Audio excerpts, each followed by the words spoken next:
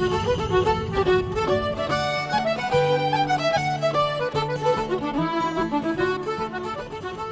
go back to my question.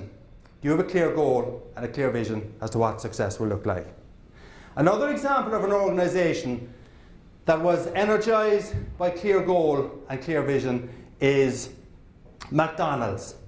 Now, you may know that right now McDonald's is kind of going through some iffy times.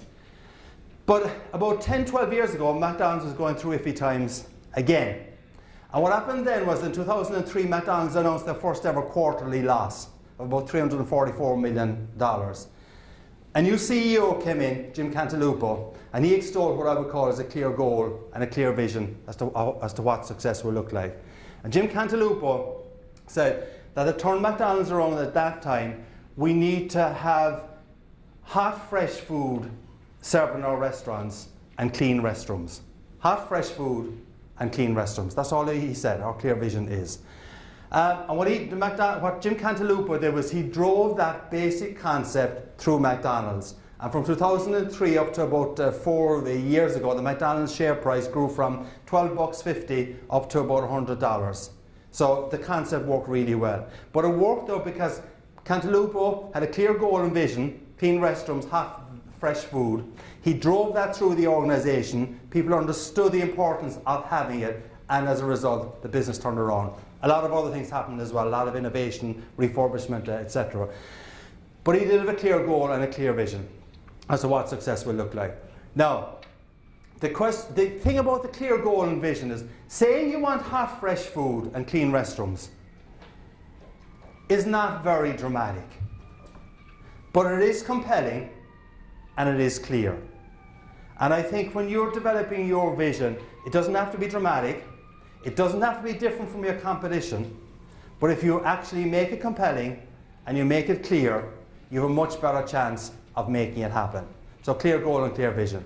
Now, in the businesses that you're in, competition is easy. Is that right, Chris? Competition is dead easy, yeah? All right, okay. So I mean, you've got up against really tough competitors, some of them who may be here in the room, but you're up against people who've got good product, good service, good people, and good marketing campaigns as well. That's the life that we live in. They're hopefully saying the same things about you. But one of the things that can make a difference to you, though, is whether or not you implement what I call restroom marketing. And you're kind of saying, what is he talking about now? Restroom marketing. Restroom marketing comes from that little anecdote I told you about McDonald's. And Cantalupo said that people were boycotting McDonald's because they weren't providing fresh hot food and clean restrooms. And basically what he realized is that there are certain things that if you don't get right,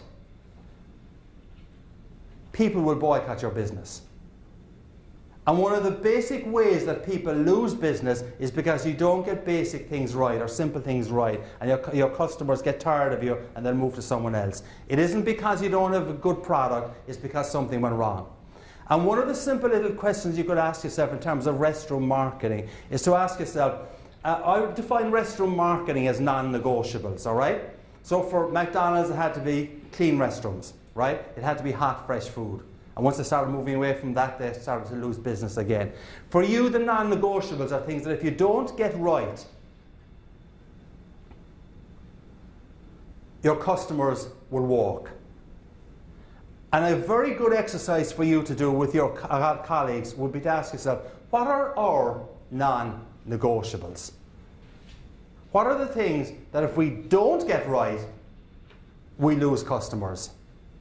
And these are non-negotiables that don't necessarily just apply to the C-suite, to the executive office, but they apply to every part of the business. How many people here are fans of Eli's cheesecake? A few people here, right? Famous Chicago cheesecake operation.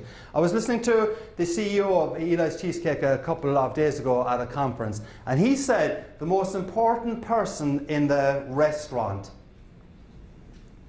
is the busboy. It's the really basic things that can make a difference. Because if you go to a restaurant, if any of you, last night we had a wonderful meal here, but if you had got snarky service from the staff, and we didn't, we got really good service from the staff, or if someone was actually rude to you, what you will remember is that kind of a reaction, right? So it isn't the chef that's going to make the difference to a restaurant. It isn't the maitre d' that's going to make a difference to a restaurant. It's basically the person who's serving your table. And what you've got to understand is, who are the people, the equivalent of the people serving your table for your customers? And you've got to make sure that they understand what the non-negotiables are. And if they understand what the non-negotiables are, if they implement them, you're going to satisfy your customers. They're going to say good things about you. You're going to grow your business. A simple concept, but not something that people necessarily pay a lot of attention to. So that's the first element I want to speak to you about. G is for goals, clear goals and vision. Second element I want to speak about is A, and A is for attitude.